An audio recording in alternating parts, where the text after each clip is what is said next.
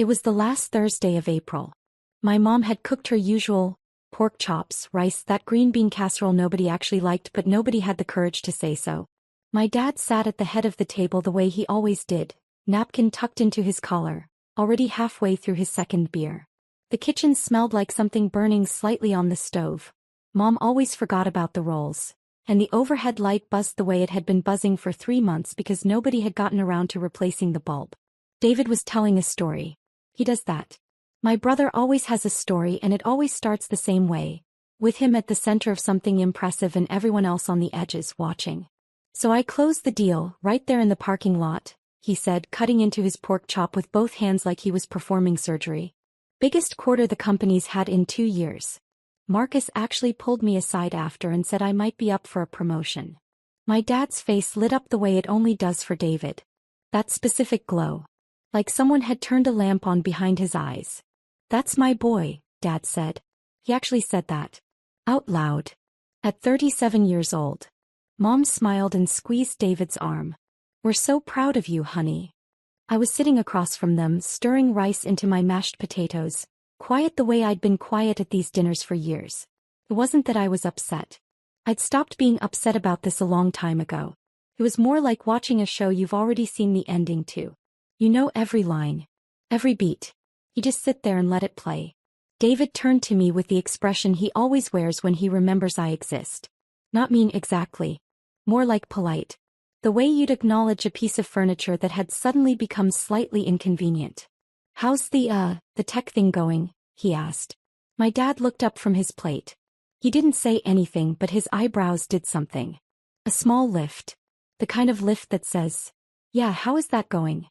"Fine," I said. "It's going fine." "You still at that startup?" Dad asked. He said startup, the way some people say hobby. "It's not really a startup anymore," I said. And then I stopped. Because I'd learned over years of dinners exactly like this one, that the more I explained, the less anyone listened. So I just let the sentence end there, hanging in the air like a thread nobody was going to pull. Dad said. He picked up his beer. "Well, David's the businessman in the family, I guess." He laughed at his own joke. Mom laughed too. I smiled. I took a bite of rice. I let the moment pass the way I always let them pass. David, emboldened, kept going.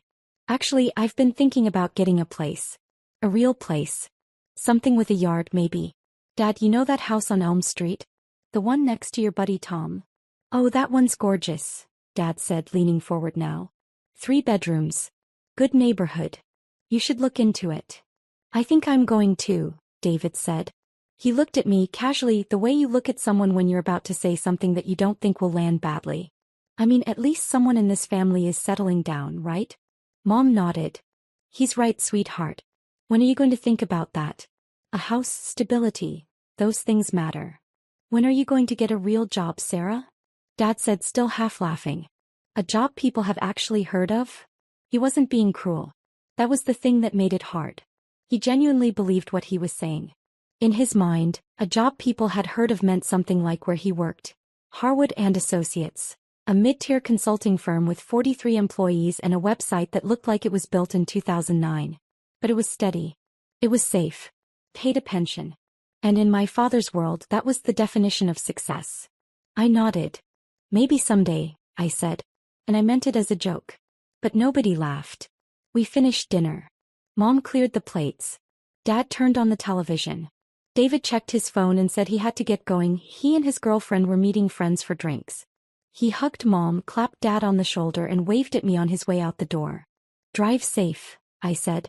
Yeah, he said. And he was gone. I helped Mom with the dishes without being asked. We stood side by side at the sink, her washing, me drying, the way we'd done it 100 times before. She didn't say anything for a while. Then softly, without looking at me, "He means well, you know. Your father." "I know," I said. And I did know. That was never the question. That was the last Thursday of April. 5 months later, everything my father believed about me, about what I was worth, what I had built, would be demolished in a single afternoon. Not by me. Not by anything I said or did. Simply by him walking through a door. "My name is Sarah Chin. I am 34 years old. I live in a one-bedroom apartment on Maple Street with a couch I bought at a thrift store and a coffee maker that's older than my nephew. I drive a 2018 Honda Civic with 94,000 miles on it. The paint on the back bumper is chipping. When people ask me what I do for work, I say, I work in tech. And then I wait for them to lose interest, which usually takes about 4 seconds. They always lose interest. Because that's what I want them to do. The truth I have not shared with my family in any meaningful way for the better part of 6 years, is this. I am the founder and CEO of a company called Meridian Tech. Meridian is a B2B enterprise software platform. We build the kind of tools that large companies use to manage their data, their workflows, their entire operational infrastructure. We have 280 employees across 3 offices. We were valued at $340 million at our last funding round. We bring in $87 million in annual revenue. Last year, TechCrunch featured us in a roundup of the fastest-growing enterprise platforms in the country. We have clients in 17 states. 3 of them are Fortune 500 companies. I built it from nothing. From a laptop in a coffee shop in 2017, when I was 26 years old and had $4,200 in my bank account. I coded the first version of the platform myself. Every line, every function, every interface. I pitched investors while wearing the same blazer I'd bought at a consignment shop for $23. I worked 16-hour days for 2 years straight. I ate ramen for dinner 4 nights a week. I missed birthdays, missed holidays, missed a funeral for my college roommate's father because I had a pitch meeting I couldn't reschedule. And I told almost no one. Not because I was ashamed. Not because I didn't want to share it. I told no one because early on, back in 2019 when Meridian was still small but already profitable, when we had just closed our first real contract and I was sitting on something that I knew in my gut was going to be significant, I tried. I sat my parents down at this exact kitchen table, the same one where David tells his stories, and I said, Mom, Dad, I think the company is going to make it. I think it's actually going to be big. I remember the exact way I said it. Carefully. With hope. The way you say something when you've been holding it close to your chest for a long time and you're finally letting it out. My dad looked at me for a long moment. Then he said, That's nice, sweetheart. David just got promoted, by the way. My mom nodded enthusiastically. He's going to be a regional director by next year. Isn't that exciting? I sat there for about 5 seconds. And something in me just closed. Not dramatically. Not with anger. It was quieter than that. It was more like a door gently shutting. I smiled, said, That's great for David, and finished my dinner. After that, I stopped trying to explain. When they asked what I did, I gave them just enough to satisfy the question without giving them anything real. I work in tech. I do some software stuff. It's pretty boring, honestly. And they never pushed. They never asked a single follow-up question. Not once. Not in 6 years. Not a single, oh, what kind of software? Or, how many people work there? Or, are you doing well? The concealment wasn't hard. It was almost natural by that point. What was harder was the money. My family had been coming to me for cash for as long as I could remember, and I had been saying yes for almost as long. Not because they asked nicely. Not because the requests made sense. Because I felt guilty. Because somewhere underneath all of it I still believed that if I was generous enough, if I gave enough, if I was useful enough in the one way they seemed to notice, maybe they'd see me. Not just as the quiet one. Not just as the one who didn't matter. As someone real. My dad's car needed a new transmission in 2021. $3,400. I paid it anonymously, told Mom it was a gift from a friend. Dad never questioned it. Why would he? In his mind, Sarah couldn't possibly be the source. She worked some vague tech job that probably paid barely above minimum wage. My brother needed $1,200 for a security deposit when he moved out of Mom and Dad's house. I Venmo'd it to him on a Tuesday afternoon. He texted back, Thanks. When are you free this week? Mom wants to do dinner. Not a word about the money. Not a question about where it came from. My mom asked for $800 for a dental bill that insurance didn't cover. I sent it within the hour. She called to thank me and spent 11 minutes telling me about David's new car. A used Audi he'd financed through a dealership. Isn't it beautiful? She said. He looks so put together. I don't say this to make them sound like villains. They aren't villains. They're just people who never saw me as someone who mattered. And when you don't see someone as someone who matters, you don't notice what they give you. You just take it. You don't ask where it came from. You don't wonder how they can afford it. You just accept it and move on. By April of this year, I had quietly sent my family a little over $14,000 in the past 18 months alone. Not a single one of them knew where the money was coming from. Not a single one of them had ever asked. The breaking point didn't come with a bang. It came on a Wednesday in early May, 3 days after that dinner. My dad called me at 2 o'clock in the afternoon. I was in the middle of a board meeting. The real kind, with investors on the line and quarterly projections on the screen, and my CFO walking through a slide deck that would determine our expansion budget for the next fiscal year. So I let it go to voicemail. He called again at 2:14. I silenced it. He called a third time at 2:31, and this time he left a message. Sarah. It's Dad. Listen, I need a favor. My credit card got declined at the gas station. Long story, don't worry about it, but I need about $600 to cover it. Just send it to my account, okay? Mom will handle the details. Thanks. Bye. He didn't say please. He didn't ask if I could afford it. He didn't say thank you in any real way. He just said it the way you'd ask someone to pass the salt. Casual. Unremarkable. Like it was the most normal thing in the world. I listened to the voicemail sitting in my office. My actual office, the one with my name on the door and a view of the city skyline and a framed Forbes mention on the wall from 2022 and a whiteboard covered in product roadmap notes. I listened to it once. Then I put my phone down on my desk and I sat very still for about 2 minutes looking out the window at nothing. And then I made a decision. Not an angry decision. Not a dramatic one. It was the calmest decision I had ever made in my life. I said okay. Just okay. To myself. Quietly. And then I stopped. I didn't send the $600. I didn't call my mom. I didn't send an angry text explaining why. I didn't write a long message listing every single time they had dismissed me, every birthday they'd spent praising David, every dinner where I sat in silence and watched my brother get the spotlight. I didn't do any of that. Because that's not how I work. I don't explode. Stop. I stopped sending money. I stopped answering the request. I stopped showing up to family dinners where I sat quietly and watched my brother get praised for achievements that were, objectively, a fraction of what I had already built. I didn't ghost them entirely. I still answered the phone sometimes. I still said hi. But the money stopped. And the showing up stopped. And the pretending stopped. My family, predictably, did not think I was serious.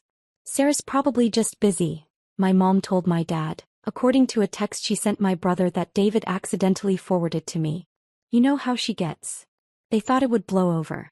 They thought I'd come back to the table quiet and compliant the way I always had.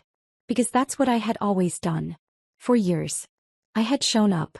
I had smiled. I had handed over money and asked for nothing.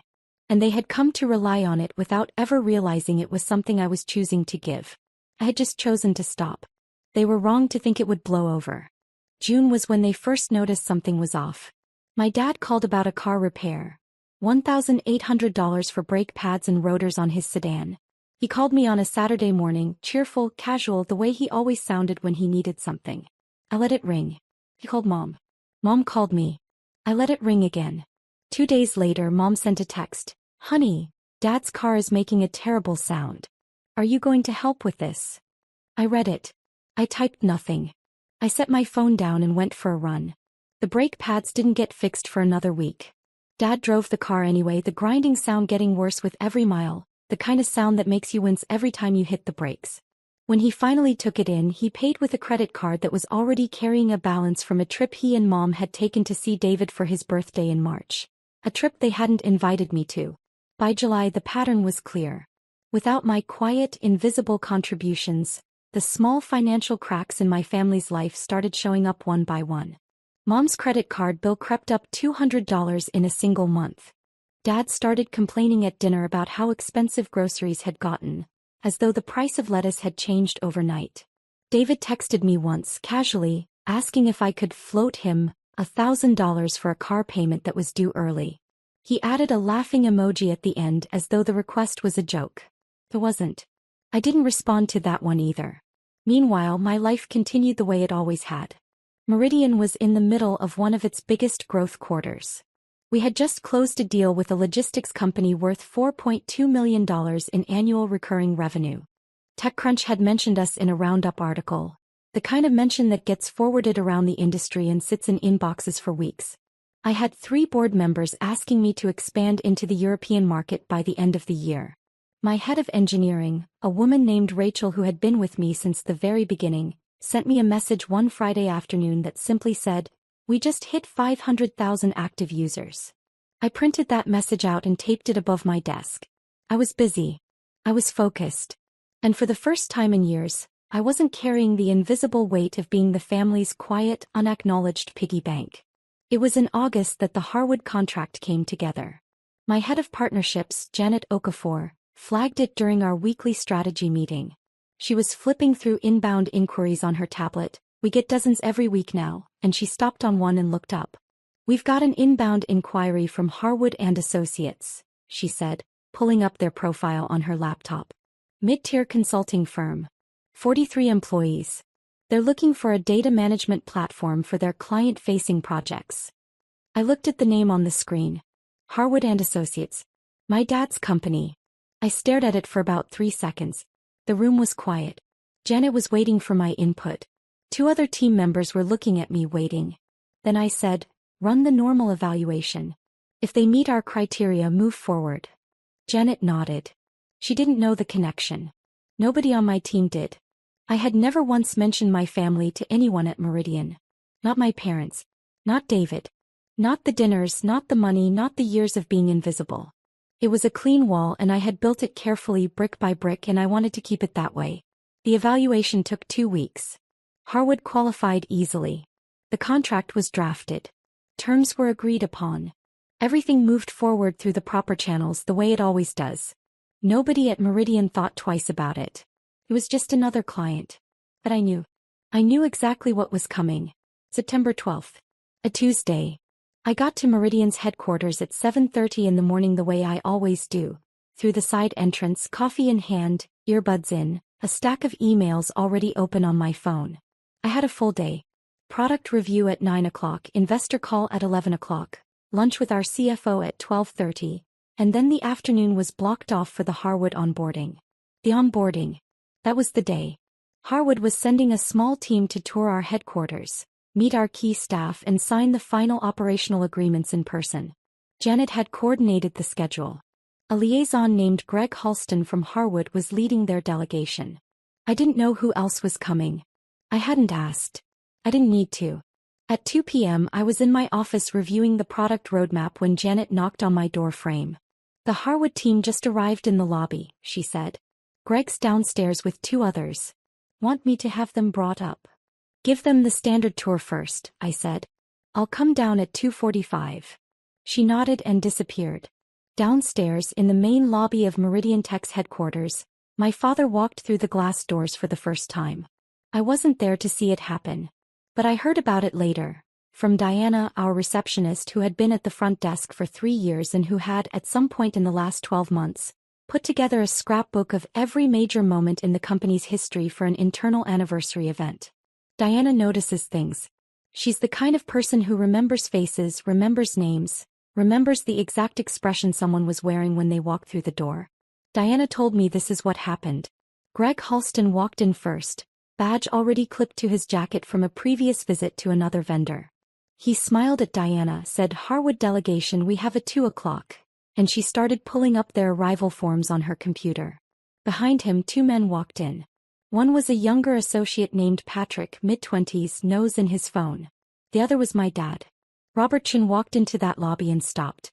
He stopped the way you stop when you walk into a room and something doesn't add up. Not dramatically. Not like in a movie where someone gasps and staggers backward. He paused. His feet went still. His eyes moved. The lobby at Meridian is not ostentatious. We're not a tech company that spends $20 million on a foosball table and a slide between floors. It's clean. It's modern. White marble floors. Warm wood accents. A long reception desk in brushed brass. On the left wall, floor-to-ceiling glass panels displaying our company timeline.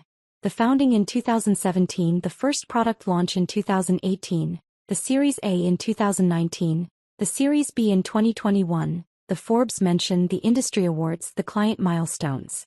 Each one dated. Each one documented. And on the right wall, the main wall, the one you see the moment you walk through the doors, there is a single panel. 8 feet wide. 12 feet tall. The founder's wall. It's not vanity. It's tradition in our industry. A way of anchoring a company's identity to the person who started it. Other tech companies do it too. Apple had Jobs. Google had Page and Brin. Meridian has me. My photo, a professional headshot, black and white, taken during a magazine shoot last spring, is centered on that panel. My name is printed beneath it in clean, modern typography. And below my name 4 words. Sarah Chen, founder and 12 feet high. My dad stood in that lobby and looked at that wall. Diana told me later that she watched his face go through something she couldn't quite name. It wasn't shock exactly. It was more like a slow recalculation.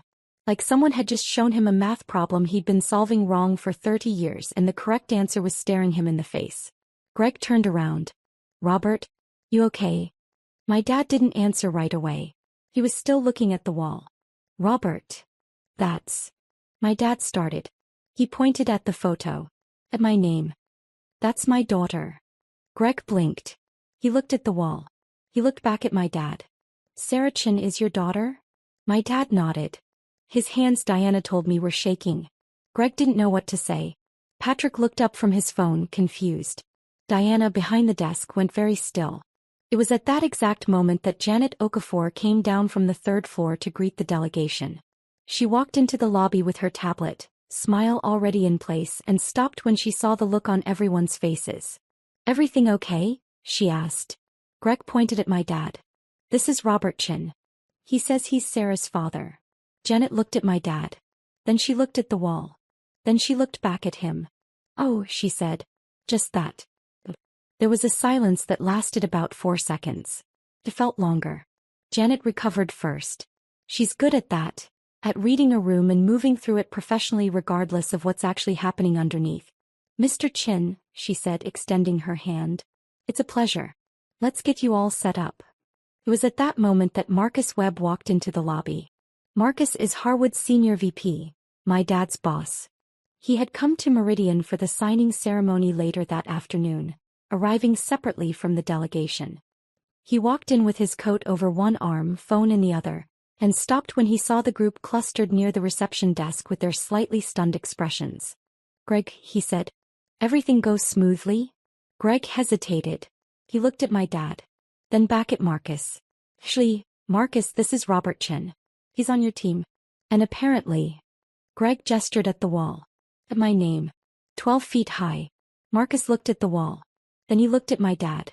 Something shifted in his expression. Not surprise exactly, but a sharp and immediate recalculation. He knew my name. He had seen me speak at 2 industry events. He had read the same articles everyone else in that room had read. Robert, Marcus said slowly. Sarah Chen is your daughter. My dad said nothing. He just stood there looking smaller than I had ever seen him look. Marcus didn't push it. He's too professional for that.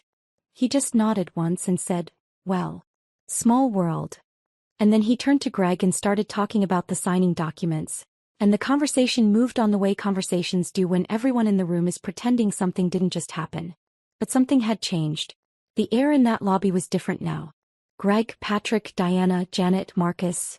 Every single person standing in that room had just watched Robert Chen find out that the company his firm had signed a contract with was built by his own daughter. The daughter he called the tech thing at dinner. The tour continued. Greg led the Harwood team through the 1st floor, the open plan workspace where 62 engineers sat coding, the glass-walled conference rooms, the wall of client logos that included 3 Fortune 500 companies. My dad walked through it all in silence, his eyes moving from one thing to the next, recalculating. At one point they passed a monitor in the hallway that was displaying the company newsletter, an internal publication we send out every 2 weeks. The current issue had a photo of me at an industry event in San Francisco, shaking hands with the CEO of one of our biggest enterprise clients. The headline read, Meridian closes record Q3. My dad stopped in front of that screen for a long time. Patrick asked if he was okay. My dad said he was fine. They made it to the 2nd floor. Janet showed them the Partnership Operations Center. the team that would be handling the Harwood account day to day. She introduced Greg to the account managers. She walked them through the onboarding timeline. And then at 2:43 p.m. Janet's phone buzzed. She glanced at it, nodded and said, "Sarah's available. Let me bring you up to meet her." The elevator ride to the third floor was quiet. My dad stood in the back corner, arms crossed, jaw tight. Greg was making small talk about the building. Patrick was on his phone again. The doors opened. Janet led them down a short hallway, past the CFO's office, past the product team's bullpen, past a wall of framed press coverage, and stopped at a door with a frosted glass panel. On the panel in simple black letters, Sarah Chin. Janet knocked twice and opened the door. I was standing by the window, coffee in hand, looking out at the city. I turned around when they walked in. I saw Greg first, then Patrick. Then I looked past them, and there was my dad, standing in the doorway of my office, in my building, looking at me the way you look at someone when you realize for the first time that you have been fundamentally wrong about them for a very long time. I didn't smile. I didn't frown. I just looked at him for about 3 seconds, and then I shifted into the same professional calm I use in every meeting. "Greg," I said, extending my hand. "Good to finally meet you in person. Janet's told me great things about the Harwood team." Greg shook my hand. "Miss Chin, the pleasure is ours. This is a beautiful operation you've built." "Thank you," I said. I looked at my dad again. He was standing slightly behind Greg, not quite able to look at me directly. His hands were at his sides now, but his fingers were doing something, curling and uncurling slowly the way they do when he's nervous. I'd seen that 1,000 times in my childhood. Before job interviews. Before arguments with Mom. Before anything that made him feel small. "Dad," I said, quietly. Not for the room. Just for him. He looked up. His mouth opened. Nothing came out. I let the silence sit for exactly 2 seconds. Then I turned back to Greg. "Janet, can you take Greg and Patrick through the final contract review on the 4th floor? I have another meeting at 3 o'clock and I want to make sure we stay on schedule." "Of course," Janet said. She guided Greg and Patrick toward the door with practiced ease. As they filed out, I caught Greg's eye. "Greg, make sure Mr. Chin gets everything he needs. He's important to us." Greg nodded, confused but polite. Patrick didn't look up. My dad was the last one in the doorway. He stood there for a moment after the others had passed. "Sarah," he said. His voice was different. Quieter than I'd heard it in years. I looked at him. I didn't walk toward him. I didn't close the distance. I just stood by my window in my office in the building I had built from nothing, and I let him see me. "We can talk this weekend," I said. "If you want to." He nodded. Once. And then he turned and walked out. My dad called me 23 times that evening. The first call came at 4:17 p.m., 15 minutes after he left the building. I let it ring. The second came at 4:22. I let that one ring too. By 5 o'clock there were 7 missed calls and 3 voicemails. I didn't listen to the voicemails until later that night, sitting on my thrift store couch in my 1-bedroom apartment, a glass of water on the coffee table, the city quiet outside my window. The first voicemail was almost incoherent. My dad's voice was tight, strained, like he was trying to hold something together that kept wanting to fall apart. "Sarah, it's Dad. Call me back. Okay? Just call me back." The second one was quieter. "I didn't know.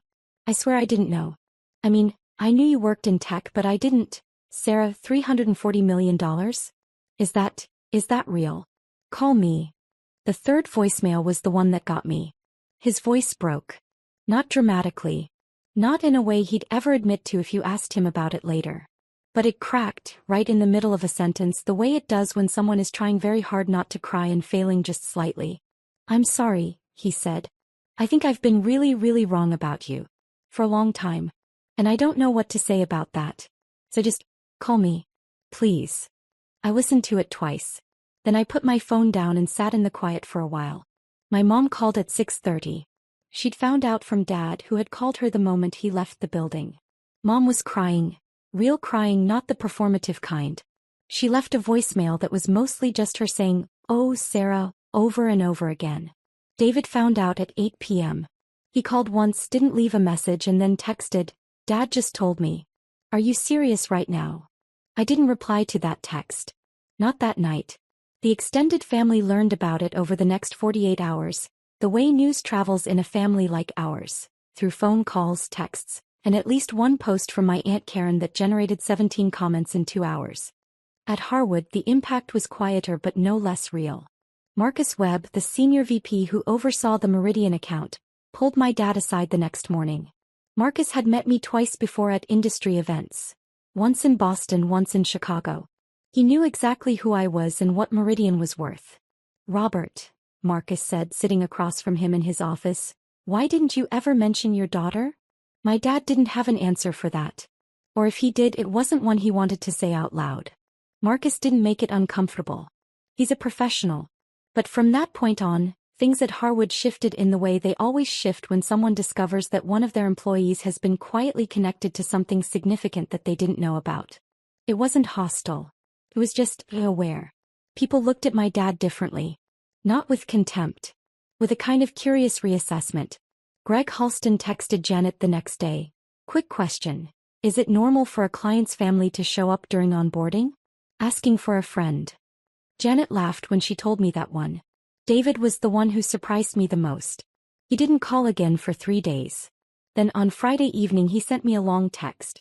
Not an apology exactly. David doesn't apologize easily. But something close to it. An acknowledgement.